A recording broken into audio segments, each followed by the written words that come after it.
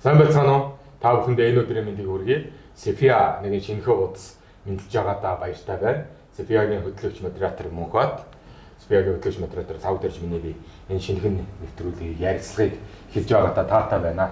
Энэ нэвтрүүлэг маань ямар зорилготой вэ гэхээр бид нар өдрийн аюулгүй байдал болон тухайн орчинд ажиллаж байгаа ажлын байрууд дээр ажиллаж байгаа ажилтнуудтайгаа яг тулж харилцах. Яг аюулгүй байдал талаасаа бид нар дээр яг юу хүндрэлтэй байдаг, юу нөлөөлтэй байдаг юм бэ? Тэр бүгдийг яг ил тод тийм ээ ерөөдөө ярилцах зорилгоор ингээд нэвтрүүлгийг эхэлж байна. Энэ удаагийн дугаарыг зочноор За сайн байцгаана уу? Та бүхэнд энэ өдрийн мэнд хүргэе. Тэгээд намайг Нэргүүн Бэлэг сайхан гэдэг одоо автокраны операторын мэргэжлэр 8 дахь жилдээ ажиллаж байна. за ер нь бол өргөх зөөхт өргөн тээвэрлэхийн өөр олон төрөл байдаг. Цамхагт, вандан тийм ээ манипулятор за тэгээд өөр нөгөө гүүрэн кран байгаа гэх мэт шнэ. Энэ удаад бол бид нар зүгээр хөдөлгөөнд тэр өргөх хэрэгсэл буюу автокраны талаар яг оператортойгоо ярилцаад зовлон жаргал юу байна, яг хөрсөн дээр аюулгүй ажиллагаатайгаа яаж холбогдох юм энэ бүгд талаар хэдүүлээ нээлттэй ярилцсан. Хоёр талаас Мөнхбат Цав Дэрж миний би ингээд ерөөдөө ярилцаад гээ явчихнаа. Чөлөөтэй энэ хараа ханиа. За уурал гараад уурлая. Хэрэглээр бол нэрэлтий. Ийм чөлөөтэй. Гол нь бид нар зорж байгаа зүйл маань юу вэ гэхээр яг бид нар юун дээр анхаарах вэ? Тийм ээ өрсөн дээр тодорхой хэмжээнд аюулгүй ажиллагааны бүх дүрм журам шаардлагыг ингээд тухайн байгууллагууд маань тавьж яадаг. Тэгсэн хэдий ч яг ажлын байран дээр чинь буухтаа яаж өргөдөг юм бэ? Мөн дээрэс нь яаж холбогддог юм бэ? Ямар зүйлүүд нь хэцүү байдаг юм бэ талаар илүү чи ярилцахыг хичээнэ хэлээ. Ерөнхийдөө яг нөгөө үзэж байгаа хүмүүс маань автокраны оператор гэдэг мэргэжлийн талаар бас төгөөмөл ойлголт муу байгаа. Тэгэхээр яг энэ краны оператор гэж мэргэжлийнхаа талаар нийт хүмүүстэй танилцуулбал. Автокран гэдэг маань яг хүмүүст ойлгохтоор ярих юм бол яг жижиг машинтай адилхан дуутай явдгаар нь ярьж өгвөл арай илүү ойлгомжтой байх. Тэгвэл бол яг одоо бол Монголын улсын хэмжээнд хүмүүсийн ойлгодоор кран гэхлээрээ зөвхөн нөгөө барилга дээр байдаг угсарцсан цамхаг кран л гэж ойлгодог болохоос биш мэдгүй хүмүүст бол автокран гэдэг зүйл яг юу гэдэг гэдгийг бас ойлголт аваагүй хүмүүс байгаа. Автокран гэдэг зүйл маань тухайн байшин краныг угсрах боломжгүй газар очиж байрлаж тэр байшин краны хийж чадахгүй ажлыг хийх тэгээд хүндийн өргөлт, хүнд ачааг наашин цаашин зөөх машин дээр тавих, өргөх, ачих ер нь бол хөдөлгөөнтэй ачааг ачиж өгөх, очиж буулгах тэгээд барилгын хувьд бол байшин краны очиж чадахгүй байрлаж зогсох боломжгүй газарт очиж үйлчлэхийг л автокран гэж ойлгож болно. За таны яг нэг өдөр хэрхэн өнгөрдөг вэ? Яг өглөө ажил дээр ирээд тэрнээс хойш ямар процессууд, ажлын процессууд явагддаг вэ? Тэрэн дээр ерөөдөө анхаарах зүйлүүд нь юу гэдэг? Тэр талаар хүмүүст хуваалцаач. Өглөөний ажил яг байгаа орчноос хамаарч эхэлнэ л дээ. Нэг бол уул уурхай, нэг бол барилга. Ер нь бол барилга дээр бол ер нь тэгээд хаач ажилласан уурхайч барилгач өглөөний нарийдыг заавал авч ажил гардаг. Тэгээд тэр нарийдыг хинээс авах вэ гэхлээр барилгын инженерээс чигүүргээ авна.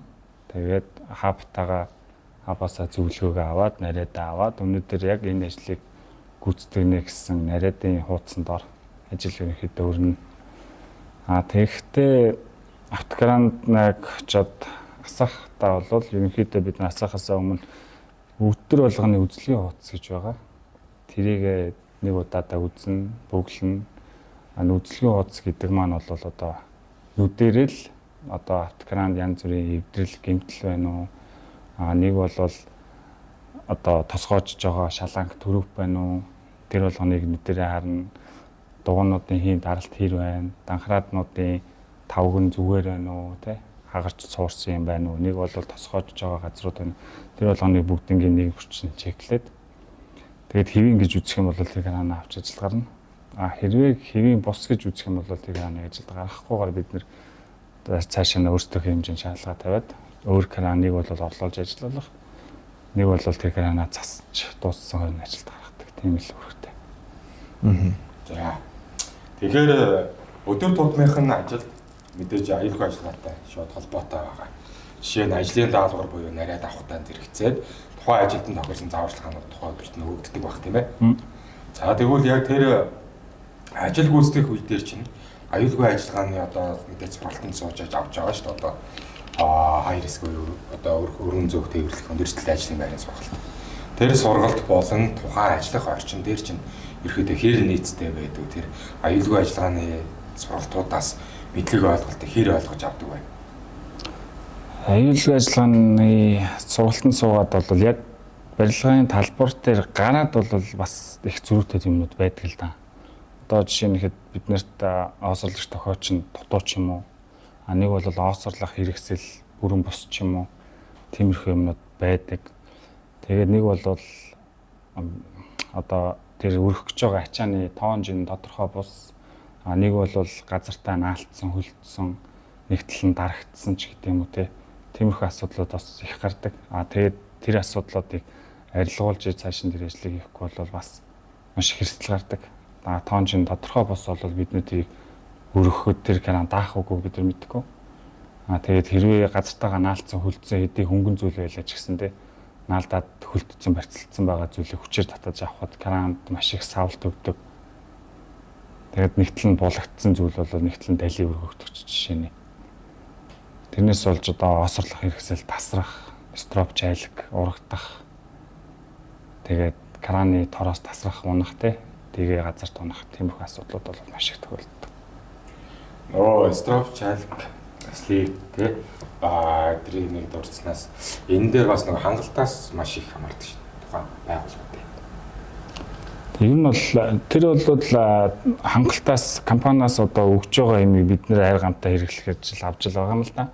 Гэхдээ бол яг ажлын орчин дээр очингууд слинк, даун слинкийг хамгаалах биднэрт хамгаалалт өгдөг нэгдүгээр. Тэгэнгүүтээ зөвхөн одоо тоонжинд нь таарсан зүйл өгдөг. Тэрийг өргөх гээд өргөнгүүд ирмэхтэй нэг бол арзаасан те тэр слинк гэмтгэр тиймэрхүү ачаануудыг өргүүлчихэд дараа нь дахиад хэрэглэх гэхлээр өжийн урд нь ингээд авцсан юм ба шүү дээ. Тэрийгэ хэрэглээд дуусгачих. Тэнгүүд тэр чинь ингээд одоо урагдаад сэмэрцээ дахиад ачаа өргөх юм бол тэр аюултай те хүн дээр унах, урагдах эрсдэлтэй. Тэнгүүд энэ дөнгөж саяхан авсан бол дахиад шинээр тавьчих боломжгүй гэдэг асуудлууд бас гарч ирдэг. Энэ талаас нь гэхдээ одоо хаа буюу те дүр айл байдлын ажилтнууд маань уг нь маш их өндөр оролцоотой байдаг. Мэдээж байгууллагаас хамаарах болов гэж бодож байна. Зөв. Зарим тохиолдолд бол яг тухайн хангамж сайтай байгууллагууд ерөөд аюулгүй ажиллагаа мөрддөг байгууллагууд бол тухайн бүрт нь үзээд солиод өгөөд гэж идэг. За зарим байгууллагууд бол одоо би ажилтнаа солиод өгье гэсэн ч байдаггүй захиалганд ирж чаддгүй гэх мэт юм байх бах. Ихэвчлэн одоо хамгийн их мууддаг яг өргөлтийн ажил дээр хэрэгсэл юу вэ? Өргөлтийн ажил дээр хамгийн их мууддаг зүйлүүд бол ер нь бол слинк. Ер нь бол ихэвчлэн биднэрт хэдий тороос строп, гинжи строп байгаа ч гэсэндээ ихэвчлэн слинкээр өргөдөг. Ашиглагддаг гэсэн үг. Ашиглагддаг зүйл нь. Яагаад тэгэхээр тэр гинжи строп, тороос стропоор бид нэр юмыг ороож өргөж болохгүй. Ороогоод янз бүрийн байдлаар шакл хийгээд ч юм уу те хоёр дэгийг нь хооронд нь холбож бариад өргөе гэхлээр сүүлд нь бид нэр тэрийгэ дахиж ашиглах боломжгүй болчихно. Тэгэхээр бид нар ер нь бол яг тоонжинд нь таарсан слинкийг ер нь бол өдөр тутамдаа хэрэгэлдэг. Тийм болохоор тэрийгэ маш сайн одоо слинкний хамгаалтыг ер нь бол тогтмол хийж хэвших хэрэгтэй. Тэгэхгүйгээр наа чин зүгээр өргөчий. Дараа нь тэрийгэ дахиад өргөх гэхлээр урагдсан байх жишээний оюутлууд нь ханзарсан байх жишээ. Тэгэхэд тэрийг наа чин тонн чин таарсан шүү дээ. Зүгээр өргөч 10 тонн слинк байна. Наа чин 10 тонн дааш дээ. Тэр өргөх гээд тэгэхэнгүүд оюутлан цэмэрсэн, урагдсан, ханзарсан тэрүүгээр 10 тонны ачаа өргөхөд тэр даахгүй тасрах, урагдах эрсдэл бас маш их өндөртэй.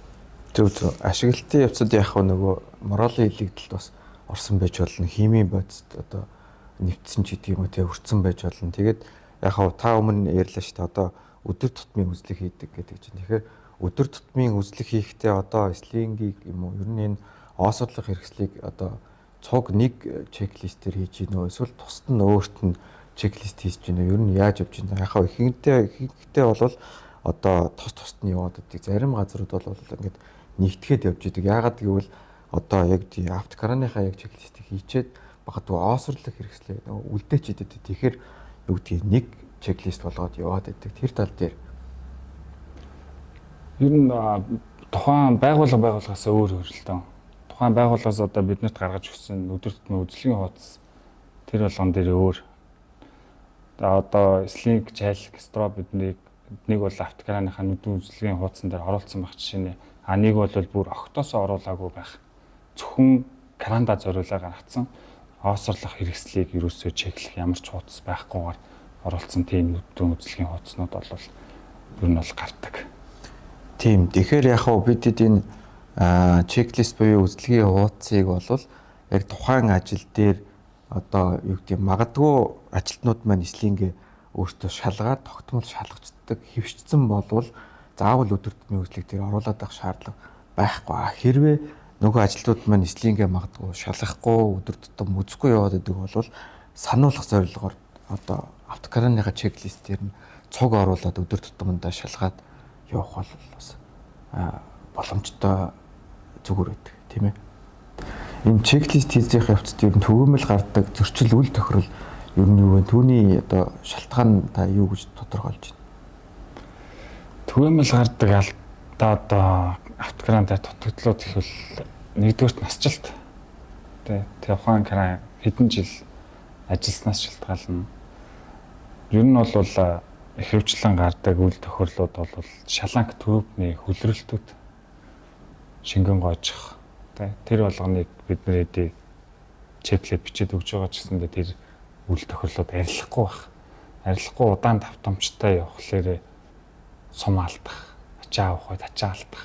Нэг бол өөрөө шууд сул эргэх гэсэн ер нь бол тиймэрхүү алдаанууд бол маш их гардаг. Тэгээд ер нь яагаад тэр одоо төрөв шаланг одоо сумны цилиндрүүд хөлрөлт өгөөд байна гэхэлэр нэгдүгээр тухайн краны маань насжилт одоо хэдэн жил ажилласнаас тэгээд цаг тухай бүрт нь мот цагт нь таарсан сервис үйлчилгээг хийгээгүйгээс тэгээд өвлийн хүүтэнд одоо ажилладаг газрууд бас байна. Тэгэнгүүт өвлийн хүүтэндээ ажиллахдаа крана тэ халаахгүйгээр шууд ажилд гардаг ч юм уу. Шууд очиод кранаа дэлгээл ажилуулаад эхэлдэг. Тэгэнгүүт тухайн цилиндр одоо тухайн журнал системүүд маань дотроо дандаа одоо сайланкуудтай байдаг. Тэр сайланкнууд хатах, муудах, урагдах тэв тохиолдлуудаас дандаа тосойж эхэлдэг. Тэр нь бол цаг тухай бүрдэнд таарсан сервис үйлчилгээнүүдийн тухай бүрдэнд хийгээд явах юм бол ерөнхийдөө бол асуудалгүй.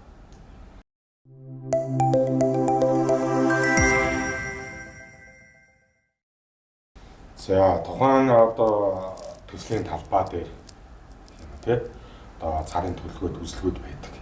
Тэр үзлгүүд дээр бол механикууд, хавууд тийм ээ аюул техникийн бүрэн бүтээн хариуцсан орж үзэж идэг. Тэр үзлгүүд дээр тэнцээгүй автокарануудыг ажиллахыг нь хориглолцдог. Тэнгүүд нөгөө одоо яг хоёулаа жоохоо одоо илүү яг тухайн нөхцөл байдал дээр очно хальт ярилцаатай. Тэгээд тэр нэг Канадад зогсоочдаг. Тэр үед яг операторууд маань хэр хэмжээний хохирол амсна. За байгууллага бол яг мэдээж бид нар байгууллагад бол хэлдэг шүү дээ. За энэ автокараныг зогсоолоо. Энэний одоо энэ үйл тохирлуудыг арилгасны дараа энэ зөрчлийг байхгүй болсон дараа ажил гаргана. За тэгээд 3 хондлоо, 4 хондлоо, 5 хондлоо нэг өдөр гарч ирдэг. Тэр хооронд оператор маань одоо ерөөдөө тухайн нөхцөл байдалтай тийм ээ. Одоо яг компаниас одоо холбогдох үүрэг хариуцлага тиймэрхүү юм байдаг уу? Энэ талаар бид нэг мэдээлэл болцооч. Одоо тухайн автокараныг зогсоогоод ажилд гаргахгүй гэсэн шаардлага одоо хабын талаас тавилаа гэхэд бид нар дээр ирэх хохирол бол ерөөсөө л одоо хүний амьдралаа тий цалин мөнгө л яригдана. Яагаад гэвэл бид нар цаг бүртгүүлж байгаа. Нэг бол гүйцэтгэлээр бид нар цалин мөнгө авч байгаа. Тэгэнгүүт тухайн кран маань 3-5 хоног, 7 хоног зогсчлоо. Яагаад биднээс шалтгаалаагүй болон зогсолт явж байгаа хэрнээ бидний гүйцэтгэл байхгүй, ажлын цаг байхгүй. Тэгэнгүүт яг биднэрт зүгээр л нэг санхүүн дээр л асуудал гарна л да. Энэ ихтэй яг нөгөө тухайн байгууллагын үгнээс хариуцах зүйл. Гэтэл оператор руугаа нэг актер тийм чиглэх зүйлүүд бол байхгүй болов гэж уун айл талаасаа боддгийг.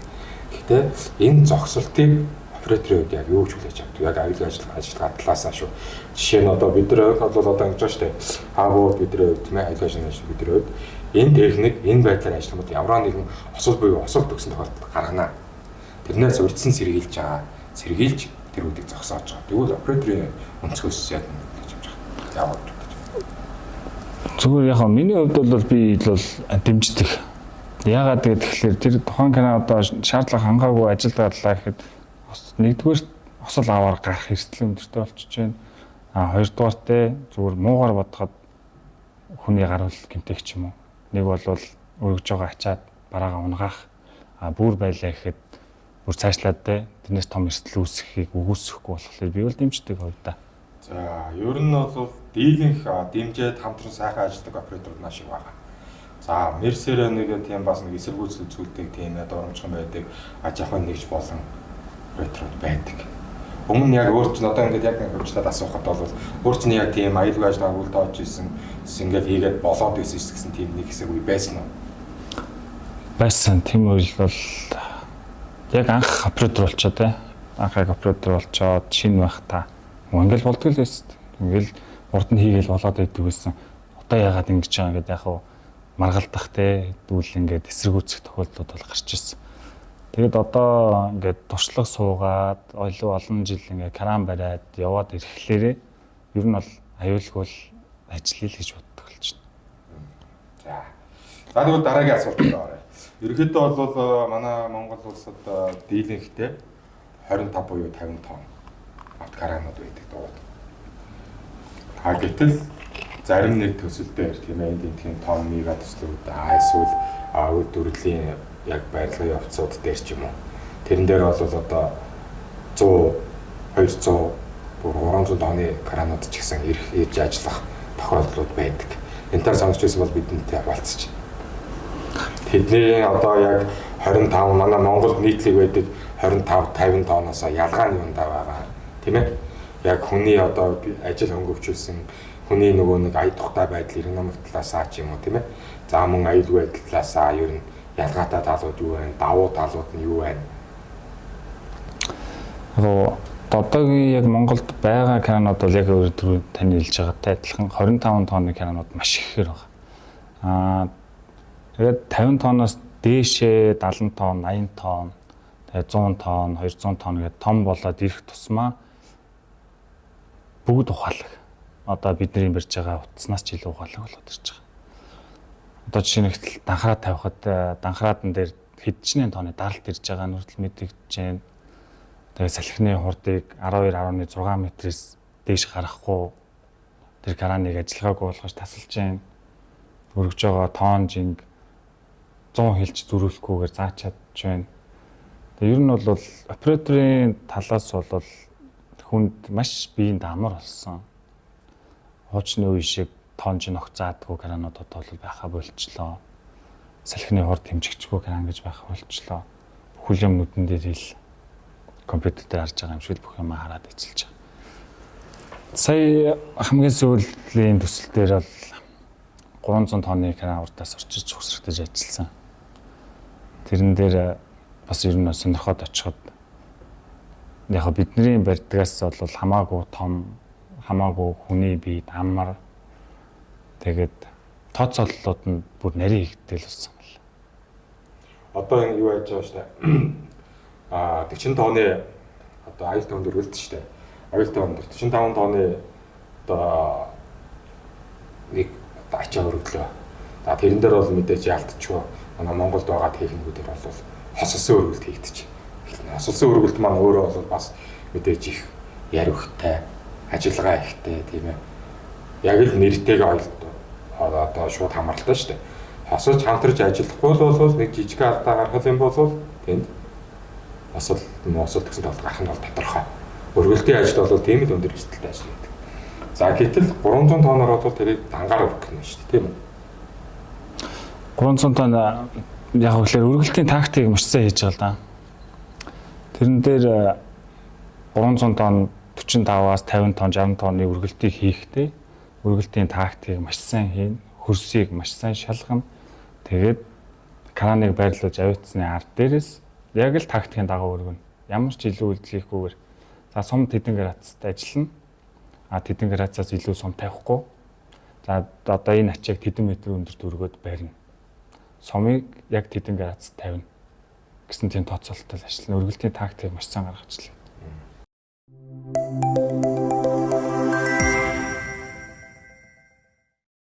Тэгж автокраны ажил дээр бол 5 субъект олцож байгаа тийм ээ. За оосорлогч, дохиочин, автокраны оператор, ачаа шилжүүлэх үеийн аюулгүй ажиллагаа хариуцагч, бүрэн бүтэн хариуцагч гэдэг. За тэгэхээр энэ 5 хүний маань хүндсэн одоо чиглэл, одоо ажлын онцлог гэдэг зүйл маань ер нь яг ямар шат дараалалаар явагдаж байна? Мэдээж бас тухайн байгууллага яг бүрэн гүйцэд хэрэгжиж чадчихээн тийм ээ. Энэ талаар. Яг байгууллагын онцлогоос л яг энэ бүгд энэ 5 одоо автокраныг дагалдаад энэ 5 субъект орж байгаа. Гэтэ байгууллагаас шалтгаалж байгаа. Гэтэ уул уурхад бол энэ 5 хүнээс байдаг. Барилгын компаниуд бол энэ 5 хүнээс ерөөсөө за дээдл нь 2, 3 онлог байдаг. Жишээлбэл за мэдээж хэрэг тэр краны оператор байна. Оосорлогч байна. Тэгээд оосорлогч нь давхар тохиочныхаа үүргийг гүйцэтгэж жишээ нь. Тэгээд аюулгүй ажиллагаа хариуцагч гэдэг хүн байхгүй байна, тий. Ачаа шилжүүлэхүйн аюулгүй ажиллагаа хариуцагч гэдэг хүн байхгүй байна.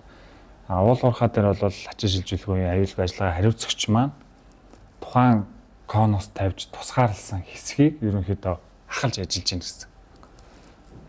Бид нэр автокраныг очиод байрлууллаа. Ажил эхэллээ, тий.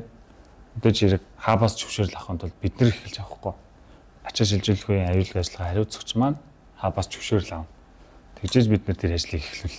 За энэ тэгвэл юу яригдуулаа нэгэн сайхан өргөлт ярьсных.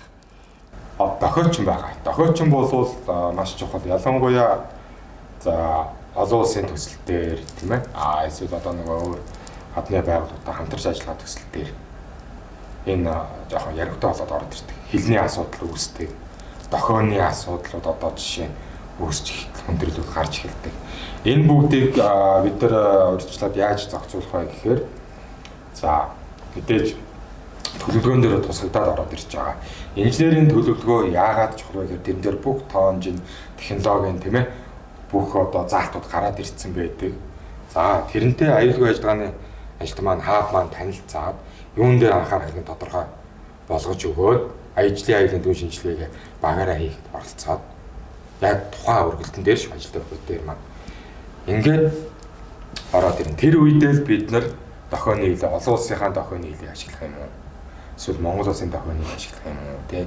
За зарим нэг тохиолдолд бол хэдий 1000 дохионы хил хэлжсэн ч гэсэн давхар одоо орчуулагчтай явах уу?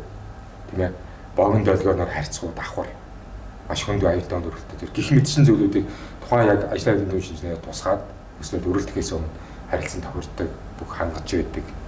Ингэж явагддаг. За яг өөртөө нь бол одоо яг ингэж 5 ажлын бүрэн бүтээрээ тийм ээ 5 субъект бүтнээрээ за мөн дээрээс нь түрүүнд нэг онцгой ярьсан шүү дээ. Хоёр дахь одоо улсын ирээдүйд буюу тийм ээ хамтран ажиллаж байгаа улсын иргэдтэй хамтарч ажиллаж байсан энэ өргөлтүүд дээр хийжээс өргөлт байгаа юу?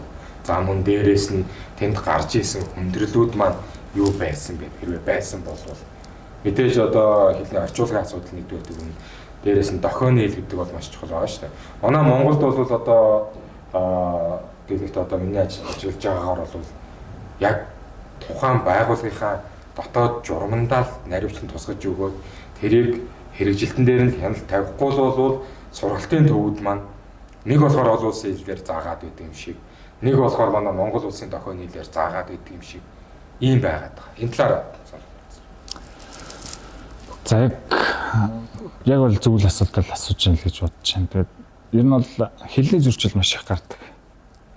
Тэгээд орчуулагч хэдий хажууд авчиад ажиллаж байгаа ч гэсэндээ тэр хүний хэлж байгаа үйлдэл станцаар богино долгоноор дамжаад ирэх бас хугацаа гарна. Нэг 3-5 секунд ч юм уу. Тэр хооронд бид нэр үйлдэлээ үргэлжлүүлж байх уу, үйлдэлээ зогсоож явах уу гэдгийг бас асуудал гарна. Тэгэд яг одоо аюулгүй ажиллагааны түн шинжилгээ хийхдээ тэр үргэлтийг хийх гэж байгаа баг маань бүгдээрээ хоорондоо ярилцаад хэрвээ өөр орны хүн одоо тохиочно хийнэ гэж үзэх юм бол тааныхаа оператортой гар тохиогоо эхлээд сайн ойлголцсон. За одоо би краны оператор те одоо ингээд таад ингээд харь орны хүн байла. Одоо ингээд надад ингээд тохиж өглөө гэхэд гар тохиогоо битээр эхлээд тохирлцсон. За чи ингэж тохиол би энэ чинь сумаа аваа гэж ойлгоё. Чи ингэж тохиол ачаагаа буулгаа гэж ойлгоё. Чи ийшээ заавал зөв үрийг ийшээ заавал баруун үрийг гэж ингэж ойлгоё. Ер нь бол тохиныхоо хэлийг маш сайн эхлээд тохиролцоод тэрний ард дээрээс л ер нь яг тэгэл аюулгүй ажиллагааны түн шинжилгээг барьж ажиллана. За аюултай хүндрэлт хийж байгаа тохиолдолд бол одоо за мэдээж аюулгүй ажиллагааны журмын дагуу тийм ээ өргөлтийн маань одоо аюулгүй ажиллагааны өргөлтийн журмууд байгаа, стандартууд байгаа тийм ээ. Нийгмийн төргөөд одоо ачаагаа хэсэг хугацаанд тогтмол хугацаанд бариад тийм ээ ачаал хэр ирж байгаа гэх мэтлээ ингээд ерөөхдөө заавар бол байдаг. Гэтэл бид тэр дээр 30 м-т 50 тонн ачаа өргөцсөн байгаа. Нэг газар очиод гацчихдаг. Энэ тохиолдолд бол одоо тухайн одоо каранд маань маш их өндөр эсрэг үүсээд эхэлнэ. Одоо тэр гацалтыг за ямар нэгэн байдлаар гаргалаа тийм ээ тэр дээр хүмүүс мэдээж бас нэг тодорхой хэмжээнд баг хамт олон ажиллаж байгаа юм дэрт. Гэтэл гацаад тавигдах үед тэнд савлт орж ирнэ. Энэ тохиолдолд одоо краны операторууд маань яг дотоод хайдсан юм тийм ээ. Нөхцөл байдал дээр юу бодогдов? Яах вэ гэх юм? Энэ бол тэгэл нэг хөл гадаа нэг хөл дотор л ажилладаг шүү дээ. Яг тийм гацсан үйлдэл дээр бол тэг хүндийн үргэлт хийцэн дээр гаргаад гацсан тохиолдолд нэг хөл хаалганы гадаа нэг хөл кабин дотор л байдаг. Тэгээд хэрвээ тэр ачаа гацсан тохиолдолд кран ямар ч үйлдэл хийхгүй л зогсох хэрэгтэй. Тэгэхгүй бол нөгөө хитрхи олон хүн ингээд нийлэхлээрээ ингээд энэ тэндээс тохиод идэх. Энэ тэндээс ингээд хэлээ. Одоо тийш ирэг, одоо ингээрэй. Одоо сумаа аваарай. Эсвэл ачаагаа жоохон буулгаарай гэдэг ингээд энэ тэндээс хэлээд идэх. Тэнгүүд тэднээсийн дагуу ингээд тэр хүмүүс маань одоо үйлдэлийг хийгээд байхад тэр ачаа тэнд гаццсан хөдөлгөхгүй байгаад л ахын бол ачааны гацалт одоо сүлд гарсны ард дээр тэр ачаа маань хашиж хамаагүй хөдөлнө. Тэнгүүд кран 70% ажиллаж исэн бол шууд 90% рүү тулах юм бол тэр кран маань унах эрсдэлгүй үсэж ирнэ. Энэ зааш та өргөлт хийхээс өмнө хэн догхын аюулгүй ажиллагааг хэн хариуцах юм тийм ээ бүгдийн тодорхойлоод өгсөн байгаа. Гэтэл тэр дээр гацсан байхад одоо яагаад дахиад энэ тэндээс одоо заавал ашгаар ороод ирнэ гэж тийм тохиолдол байгаа. Яг тэгвэл одоо тохиочин маань ингээд станцаар доор яриад байдаг тийм бид нэр кабин цуцсан байгаад байдаг. Тохиочин маань дээшээ хараад тэр яагаад гэвэл тэр дээр очиж ажиллах ирэх аваагүй тохиочин бол газар дээр л ажиллана. Дээшээ гарах боломж байхгүй. Тэгээд тэр дээр ажиллаж байгаа хүмүүс маань бүгд өндрийн сургалтанд суудсан хүмүүс, өөрсдөө мэрэгжлийн сургалтандаа суугаа хамрагдсан хүмүүс л дээрээ ажиллах хэрэгтэй байгаад байдаг. Тохиочин маань өндрийн сургалтанд сууж аваагүй бол дээшээ гарах эрх байхгүй болчихдог. Тэгэхээр дээр ажиллаж байгаа хүмүүс маань за ингээд иргэчих юм бол гарчих юм шиг байна те. Ингээд жоох ачаагаа авчих юм бол энийг гарчих гад байна гэд доошоо тохиочинд хэлдэг. Тохиочин маань надад хэлээд байдаг. Тэнгүүд яг тэр дээр байгаа юмыг бид нар өөрсдөө оч нүдэрээ харахгүй болохоор тохиочныхаа хэлж байгаа үйлдэлээр л бид нар үйлдэлээ хийдэг. Тухайн нөхцөлд яг бид нар хэдий нөгөө эрсдлийн үнэлгээгээ хийгээд боловсруулсан ч гэсэн одоо нөхцөл байдал одоо өөрөөр иргэсэн үед бол одоо ажлын уялдаа холбоог бол хангаж яг бодит мэдээллийг өгөх гэдэг юм уу тийм хэрэгцээ шаардлага бол байгаад байна тийм үү? Ер нь бол тийм шаардлага бол үе үе гарна. Ер нь тэгээд ихэвчлэн ер нь эрсдэлтэй өндөр эрсдэлтэй ачаан дээр л яг иймэрхүү үйлрүүд гардаг. Тэгээ өндөр эрсдэлтэй ажлын ачаанууд дээр бол мэдээж нөөц төлгөө бэклэг гардаг. Хэрвээ тэнд гацсан тохиолдолд яах вэ? Шууд ажлыг одоо удирдах байгаа яг ерөнхий одоо удирдагч руу шилждэг. Тэнд бол одоо яг тэр удирдагч маань хэн байх вэ гэхээр тухайн яг үйлдвэрчлэлийг гүйцэтгэж байгаа тэр хүн тэнд нэг хүн байж байгаа шүү дээ. Яг ажлыг удирдах. Тэр маань шилжээд удирдлагыг гартаа аавна гэсэн үг тийм ээ. Зөв. Хэрвээ тэх юм бол илүү олон нөгөө нэг төрөний одоо манай канаж маань хэллээ шүү дээ. Нэг шаттай амжилга нэмэгддэг тийм ээ. Шууд дохиочнтойгоо харьцаж байсан бол дээшээ өндөрлөө харьцах тамаанд л давхар авч ингэдэг нэг шаттай амжилга. Тэр бүгдээс тэр дамжлагыг бутан хянж байна уу гэхээр маань тэр ажил удирдах байгаа юм даа. За шилжнэ гэсэн үг гэж ойлгож байна. Энэ дээр яг энэ тал дээр өөрчлөлт тохиолдож ирсэн зүйл үү гэдэг. Хуваалцаач анхаарах. Тэн цаашаа яах вэ? Ямар яг оператор талаасаа яг яасан бол болчмоор санагдж байсан. Гэвч ингээд тухайн үедээ бол хэлмээр байсан чи ингэчүүл зүгээр юм уу гэдэг өөртөө тэр камер дотор сууж байгаа яг ачааг өргөж байгаа хүний үед бол нэг санаад хүрнэ. Гэхдээ мэдээж өөрөө тийм одоо хэлэх санд бодлого хуваалцдаг юм. Одоо яг тэр орчин тухайд бүрдэж байсан үгүй юу? Бүрдэх эрх нь өөрт чинь байгаа юу үгүй юу? Тийм ээ. Одоо санд бодлого хуваалцах шүүг ачаад зүйл. Магадгүй нөгөө шууд шийдвэр гаргах эрх ч гэдэг юм уу тийм ээ. Тэгээ ер нь бол биднэрт бол шууд одоо тэр ажлыг зогсоох ч юм уу те. Эрсдэл өндөртэй болох юм тэр ажлыг зогсоох эрх бол биднэрт байгаа. Яагаад гэвэл тэр нэгдүгээртээ эрсдэл гарахаас сэргийлж байна. Хоёрдугаар тэр ачааг эвдэж хэмхлэх. Нэг бол крана эвдэж хэмхлэх. Тэрнээс биднээс сэргийлээд тэр ажлыг зогсоохгүй дахин төлөвлөгөө гаргах тийм эрхтэй. Яг одоо төлөвлөгөөний дагуу гээд очиод яг кран дэлгээд ажиллах гэхлээр төлөвлөгөөнөөс давсан байдаг байхгүй. Тэрэн дээр юу орохгүй нэ тэгэхээр зөвхөн ачааны тоонж орчод байдаг. Тэнгүүтээ стопны тоонж нүгүүд ордгоо тохиолдлуудаас байдаг. Стоп ч бас өөрөө жинтэй, тоонтой. Тэгээ 40-50 тонны ачаа өргөх гэж байгаа бол мэдээж хэрэг тэр стоп өөрөө 3-5 тонны даацтай байх жишээ. Дээрээс нь тороос осод байна. За мөн дээрээс нь манайхны нэг бас нэг ерөнхий төдийлэн нэг авч хэлцээд байдгүй нэг зүйл байгаа. Салхины эсэргүүцэл. Энэ газарт манайх ингэж ерөнхийдөө бол салхины хурдыг хэмждэг тийм ээ. Салхитай за хурд хэмжээд хийгээл нэг бол караныхаа хардаг. Нэг бол нөгөө өөрөөсөө гарны нөгөө салхины хурд хэмжигч барьчаад ингээл хэдэн метр секунд. Гэтэл 10 метрийн өндрөөс авч байгаа салхины хурд хэд байх вэ? Тэр дээр 30 метрийн өндөрт байгаа салхины хурд хэд байх вэ? Мөн дээрээс нь тэр өргөж байгаа ачааны маань талбай дээр тэр өндөрт тэр 30 метрт байгаа салхины хурд очиход салхины эсэргүүцэл гэж хэлдэг. Энийг тодорхой хэмжээнд бол аюулгүй ажиллагаа талаас одоо нэмж өгч тооцож өгдөг ингэж байгаасаа гэж бол төсдөг. Энэ талаар та юмшиж байна. Яг тэр салхины эсэргүүцэл орж ирсэн тохиолдол байна. Энэ дээр яг каранд яаж мэдрэгдэх вэ? Энэ салхины эсэргүүцэл бол маш их орно л доо. Ачааныхаа том жижигээс хамаарат. Хэрвээ тэр ачаа овор ихтэй бол салхи их цохно. Тэнгүүд кран дээр савлт их өгдөг. Бургашаа хошоо, кран одоо бургашаа хошоо хөдлөх, тоонжингийн хэлбэлцэл гарах. Тэгээд краны ажиллуулж байсан хувиас тавах. Ер нь бол тийм эрсдлүүд гардаг. Тэгээд газар дээр хэмжиж байгаа салхины хурд, дээр хэмжиж байгаа салхины хурд хоёр шал өөр гардаг. Газар дээр зүгээр гараараа салхины хурд хүн зогсоод гараа өргөөд хэмжсэн хурд 7-8 м/сек байлаа. Зүгээр ажил. Дээшээ 30-40 м-ийн өндөрт гараад ирэнгүүт нөгөө 7-8 м нь 15-6 м/сек хурдтай болох жишээ. Тийм үед бол зөндөө. Тэнгүүт нөгөө ачаагаа буулгахгүй тий. Нүүрд авсан мочод тах чинь өргөөд дуусчихгүй нүгс одоо авах юм шүү дээ. Одоо ингээд өргөцсөн байгаа юм чинь тий. Тавьчих. Одоо болж л нь шүү дээ надах чинь гэдэг. Тэгээд тэр кран ажиллах ёстой хүчин чадлаасаа давж ажиллаад байдаг. Тэгээд дооч газар дээр 8 л байсан шүү дээ. Дээрээ яхаар 16 гэдэг. Тиймэрхүү бас зөрчлүүд бол ерөнхийдөө гарах үе байдаг. Тэгээд тэр зөрчлийг ерөнхийдөө одоо хэн арилгах болох вэ? Хэн арилгах вэ? Энэ тухайн орчноос хамаарат бол миний хувьас бол шууд өөрөө тэр ажлыг зогсооно. Шаардлага тавилаа тий. Одоо энэ 12 одоо Монгол улсад мөрдөгдөж байгаа 12 м/сек хурднаас дээш гэдэг байгаагаас давтсан байх юм бол бид нөр өөрсдөө ажиллаж зогсоож болно.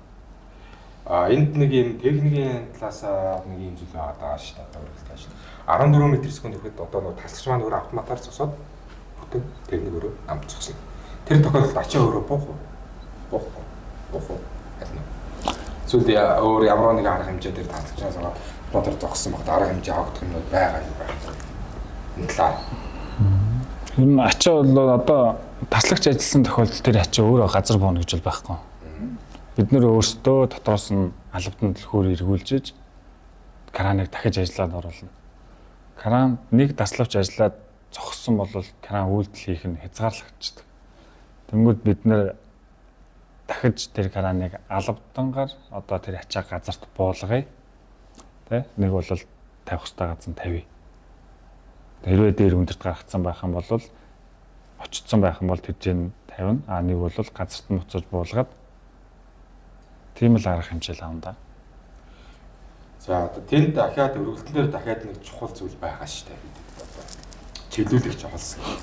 Газарт байсан ч тэр өндөрт гарсан ч заавал хэрэг болдог. Одоо тэр чиглүүлэгч олсон хийгээгүйгээсээ болоод одоо ялангуяа өндөрт байхад яг татаж чиглүүлж байгаа унжсэн тохиолдол хүмүүст бол манай мерсэр бол дуулдж идэг. Энэ талаар. Ер нь бол чигх олсыг бол ер нь байнга л хийж явах хэрэгтэй л дээ. Ачааг жижиг гэхгүй том гэхгүйгээр. Тэгээд хэрвээ өндөрт одоо ачаа гаргах гэж байгаа бол тухайн өндөртөө таарсан урт чиглүүлэгч олсыг хийж явуулах хэрэгтэй. Доороос нь хүн барих хэрэгтэй. Дээшээ дээр ачаа очсон тохиолдолд хүн дээр байгаа хүн авах. Тэгхгүйгээр яваа зүгээр жижиг ачаа амчиг болсгүйгээр зүгээр явуулчих. Тэнгүүд нөгөө одоо давгч шүүн нөгөө нэг одоо байгаль орчны үзэгдэл гарна шүү дээ. Салхи, гинтээ салхилах ч юм уу. Тэрнээс нь хамаарат ачаа нийш тишээ савлах, кранда хитрхийх ачаал өгөх. Нэг бол одоо тэр салхины хурднаас хамаарат бүр кранууд унсаж тохиолдоод бас мерсээс сонсогдчихлээ. Одоо ер нь бол өндөрт гарахад ачаа жижиг хөнгөн тусмаа салхины эсрэгүүдэл их өртдөг, савлгаа ихтэй. Гэтэл манайхан дээр ингэдэж штэ. Нэг заа 2-300 тонн хэмжээгээр том арьстай очиж чиглүүлж авсангүй наач жижиг. Дээр очиж савлдаг. Маш аюултай. Ийм зүйлийг манайхан жижигт гэж одоо нэг оошоохгүйгээр тийм ээ. Тухайн бүртээ чиглүүлж олсон хийгээд аюултай зүйл. Бид сахиж ажиллаж байгаараа гэж хүсмээр байна. Ялангуяа өмнө хэлэхэд зүйлүүд маань за тухайн үед одоо уул уурхаадаг бол мастерууд, за барилга дээр бол баригадын ахлахууд, инженерүүд тийм ээ. Энэ бүгд маань энэ ярьж байгаа зүйлийг сахиасаа гэж хүсье. За мөнх батал юу вэ? За түрүүн яхав ерөөдөө нөгөө автокран дээр бол 5 субъект оролцоод байна гэж юм тийм ээ. За барилга дээр бол одоо 5 субъект минь яг тавуулаа бол ажиллаж чиг өөргөө хэрэгжүүлж чадахгүй 3 байна гэж нэгэ тийм ээ. Тэгэхээр энэ 3 босноороо ер нь яг ямар эрсдлийг үүсгэж байна. Магадгүй тэр ачаа шилжүүлгийн аюулгүй ажиллагаа хариуцагч байдаггүй. Одоо автокраны нэг бүрэн бүтэн хариуцагч байдаггүй. За тэгэхээр автокраны оператор, оосорлогч, дохиотч гэдэг энэ 3 хүн ажил гүйцэтгээд байдаг. Тэгэхээр энэ ажлыг одоо гүйцэтгэх шаардлага гараад гүйцэтгэж байгаа үед яг ямар эрсдлүүд учирч байна? Одоо эрсдэл бол тэрнээс хамаарат эхлэх гана л да. Тухайн оосорлогч тохиолч маань мэрэгжлийнх байх юм уу, мэрэгжлийн бус байх юм уу.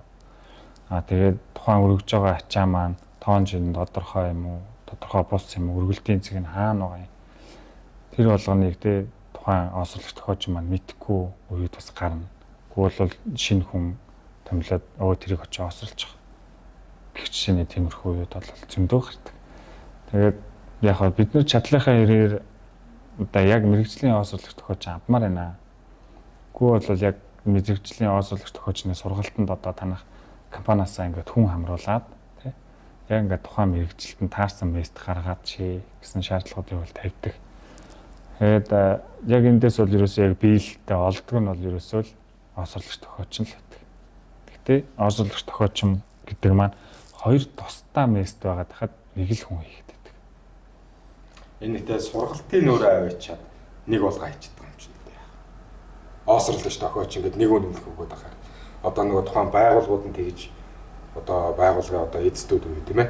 Жигнэжтэй маань өдөрлөг тэгж хүлээж одоо авч байгаа юм болов уу гэж ойлгоод байгаа шүү дээ. За тэгээд яг хаа бидэд өргөлтийн ажил гүйцэтгэхдээ нөгөө аюулгүй бүсээ тогтоож өгдөг тийм ээ. Тусгаарлалт хийгдэг. За энэ тусгаарлалт хийж явах явцад одоо гардаг хүндрэлүүд юу вэ? Нөгөө тусгаарлалт хийсэн цэгрөө маань тухайн ажилтнууд одоо магадгүй нэвтрэх эсвэл өөр одоо юу гэдгийг гадны хүмүүс нэвтрэх тийм тохиолдлууд гардаг уу? Тийм үйл ер нь гарна. Тэгэхдээ тусгаарлаад конус тавьдсан талбаар хүн нэвтрэхдээ энэ кран энэ талд ажил хийж байгаа юм чи би энэ талаар нь явчих болох юм байна гэсэн ойлголттой байдаг. Тэгэхэд тэр ачааг бид нэр эндээс аваад энэ талтанд тавьж байгаа гэдэг чи тэр хүн мэдэхгүйгээр л зүгээр тэр тухайн босоо нэвтээд цааталт нь гарчээ. Энэ ингээ тойрон явахлаа арай хол юм байна. Ингээ харчвал арай ойрхон ч юм гэсэн үеуд бол ерөнхийдөө гардаг. Тэгэхээр яагаад бид нэр 50 м дотор тэр конус тусгаарлалтыг хийгээд байна гэхэлэр тэр автокран сум хэдий урт сонсон тэрнийхээ хэрээр тэр конус тавьж байгаа талбай дотор нь талбайны маань хүрээн том болж ирдэг. Тэгжээж тэр кран бүтэн тэр талбай дотроо эргэж аюулгүйгээр тэр ачааг наачаас нь хөдөлгөж ажиллаж байгаа. Тийм горимтой болохоор бид нэр конусыг аль болох том тавьдаг. Тэгээд тэрнээс цааш хүн нэвтрэх оруулахыг хориглодог. Одоо энэ процесс нь яг одоо түрүүн ярьсан 5 субъектийн минь яг альнийхээ нь ажил үүрэгт одоо хуваарлагдаж байна. Энэ бол аюулгүй ажиллагаа хариуцагч дээр л хуваарлагддаг л да. Ер нь бол яагаад гэвэл тэр хүн маань тэр ачааг шилжүүлэх гэж байгаа, өргөлтийг тэр хүн хариуцж хийх гэж байгаа учраас тусгаарлах талбайг аюулгүй ажиллагаа хариуцагч маань очоод тусгаарлах талбайгаа эхэлж тавих хэрэгтэй. Хөдөлмөрийн аюулгүй байдлын ажилт нь ачаа шилжүүлэх үеийн аюулгүй ажиллагаа хариуцагч юу? Аль нь вэ? Ачаа шилжүүлэх үеийн аюулгүй ажиллагаа хариуцагч маань. Яагаад гэвэл ачаа шилжүүлэх үеийн аюулгүй ажиллагаа хариуцагч маань хаабаасаа зөвшөөрөл авч иж тэр ажлыг гүйцэтгэж эхэлдэг. Тэгэхээр хамгийн түрүүнд очоод ачаа шилжүүлэх үеийн аюулгүй ажиллагаа хариуцагч маань талбайг тусгаарласан байна. Талбайг тусгаарласан талбайд автокран маань очиж зогсоод бариллаа эзлээд ажил гүйцэтгэхэд бэлэн болж эхэлдэг.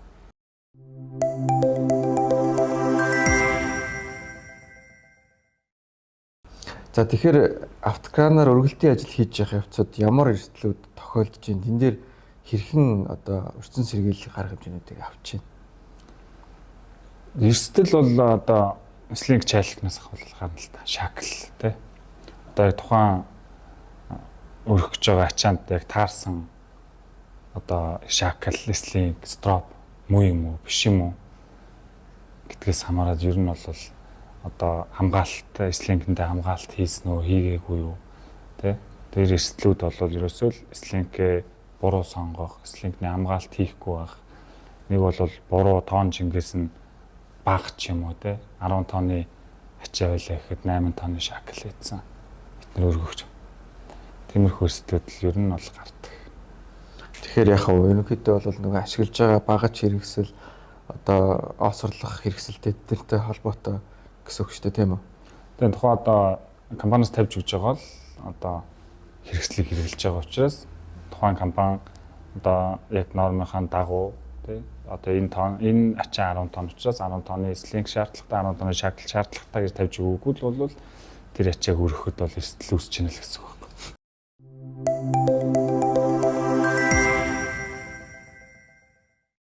Тэгэхээр өдийг хүртэл ажиллах хугацаанд магадгүй осол төгсөн тохиолдол гарч байсан байх. Энэ талаараа бусдад сургамж хэлбэрээр хуваалцвал.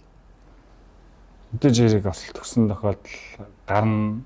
Тэгээд тэр бол бас миний өөрийн буруугаас ер нь бол өөрийн буруугаас л гэж боддог л да. Яг тэр үеийн тэр осол төгсөн тохиолдлыг. Яагаад тэгэхээр тухайн байрлалд одоо хүн ингээд нэг юмыг олон давтамжтай хийгээд байгаа хэрнээ алддаг. Яг тэгжил алдсан. Яг тэр орчинд байнгын өдөр болгон очиж ажилдаг. Дээр нь өндөр одоо эрсдэлтэй тогны утас явдгийг мэддэг. Тэгсээр нэ яг тэр өдөр зүгээр тохиочондоо итгээд тохиоч маань надад тохиж өгөөд яг крана за энд зогсоход болно гэхэд яг хуучин байрандаа л би зогслоо гэж удаад очиж зогсоод крана дэлгэл сумаа өрөх гээд дээр өссөн тогныхоо утсыг таслаад унгаахад харин азар тэр үед нь тогны засвартай байж таарсан. Тэгээд ямар нэгэн услаавар гараагүй. Тэгтээ осол төгсөн тохиолдолд бол бүртгэгдсэн. Тэгээд ер нь бол хэдий осолч тохиолчин сайн ч гэсэндээ өөрөө бууж орчныг шалгаж үзээд орчноо өөрөө хянаад тэрний ард дээрээс ажиллаа ер нь бол гүйцэтгэж явах шаардлагатай байна гэдгийг яг тэр осол төгсөн тохиолдлоос хойш бол өөртөө одоо ингээл өдөр хүртэл хэлээл ажиллаж байна. Тэгэхээр яг хав ерөнхийдөө бол одоо яг операторынхаа маань өөрийн ерөнхийдөө бол ингээд багцлаад хийх юм бол одоо хүний хүчин зүйлээс шалтгаалсан одоо осол төгсөн тохиолдол гарсан байна тийм ээ. Тэр нь бол өдөр болгон очиж нэг давтамжтай хийж байгаа ч гэсэндээ тэрэндээ өөртөө яг хав дөнгөж шин байсан, залуу байсан. Тэгээд хитрхи бардсан ч юм уугүй бол яг нэг давтамжтай хийсэн үйлдэл олон дахин өдөр болгон хийж исэн мөртлөө алдаа гаргана гэдгийг өөрөө мэдээгүй л явсан. Тэгээд тэрэн дээрээсээ өөрөө алдаа гаргасан. Тэгээд тэрийг өөрөө бас нэг өөрийнхөө зарчимд нэмэл явж байна. За автокраны маань аюулгүй нөгөө тоноглолууд байгаа тийм үү. Эдгээр маань ерөөхдөө одоо алдаа заах гэх юм уу ашиглалтай холбоотой тийм асуудлууд үүсдэг үү? Ер нь үүснэ л дээ. Одоо сүүлийн шинээр орж байгаа кинонууд гэх юм бол цаанаас моццайг засвар их моццайгуудтайгаа орж ирдэг. Тэгээд засвар их моццайг өнгөрөх юм бол компьютер дээр алдаа заах тий. Тоонжингийн зүрх гарах, тоонжингуудын мэдрэгч гэмтэх. Тэгээд салхины орд хэмжигчид нэр ажиллахгүй болох. Ер нь бол тийм юм зөндөө. Тэгээд ер нь цаг тухайд нь сервисээ хийгээд тэгээд ер нь чеклээ өдөр болгон л хийж явах хэрэгтэй. За мэдээж одоо ингээд аюулгүй ажиллагаатай холбоотой тухайн мэрэгжилтэй холбоотой хоршиж хамтрах хамтарч ажиллахад одоо ингээд ярилцаад байвал маш их зүйлүүд байна л да. Цаашаа дамжаал дэлгэрүүлэл яриад байхаар байна. Бидний бас нөгөө хугацаа нэвтрүүлгээ маань хугацаа бас ер нь нэлээд болгоо байж ах шиг байна. Тэгэхээр одоо өөрт нь одоо шинэ залуу тийм ээ тийм операторууд, караны операторуудаа хийх зөвлөмж юу вэ? Талаас нэг хэдүүлээ нэвтрүүлгээ өндөрлөцгөө. За баярлалаа. Ер нь бол яг энэ мэрэгжил бол маш өөрөө өндөр эрсдэлтэй. Тэгээд маш өндөр хариуцлага. Тэгээд хүн харахад зүгээр кабин дотор суугаад тэ одоо хүүтэнд даарахгүй дулаахан салхишороноос хамгаалсан кабинд суугаад тэр гадаа тохиочин орсуулагч тохиод байхад тэр ачааг зүгээр аваад тавьж гин хүн харахад нүдээр амархан харагддаг. Гэхдээ маш өндөр ажиллага, маш өндөр эрсдэл. Тэгээд яг хоо энэ мэрэгжлийг сонгож хийх гэж байгаа хүмүүс маань залуучууд маань байвал яг өөрөө дурлаж тэгээд яг энэ мэрэгжлээр ажиллаж чадна гэсэн өөртөө итгэлтэй энэ мэрэгжлээр дурлж л хийхгүй бол маш их эрсдэлтэй ажил шүү л гэж зөвлөмөр. За баярлалаа. За ингээд София манай ингээд шинэхэн нэвтрүүлгийг хийж байна. Анхны зочноор ирсэн бэлэг сайхандаа баярлалаа. За хамтран ажиллаж байгаа хөтлөгч модератор Мөнхбаттай баярлалаа. За бид мэдээж ганц энэхүү ярилцлагаар бол өндөрлөхгүй тухайн яг нөхцөл дээр ажиллаж байгаа ажилтнуудтайгаа яг хүндрэлтэй зүйлүүд нь юу гэдэг юм бэ талаар нь дахин цаашид зочтой ураад ярилцсан. Хэрвээ та хэд мэдээж тухайн ажлын ямар ажлын байран дээр одоо хүмүүстэй ерөөдөө ярилцуулмаар байна тийм ээ.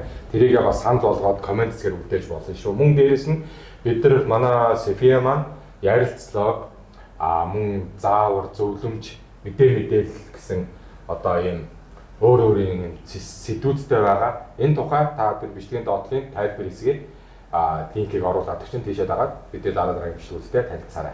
Баярлалаа. София баярлалаа. Баярлалаа. Баярлалаа.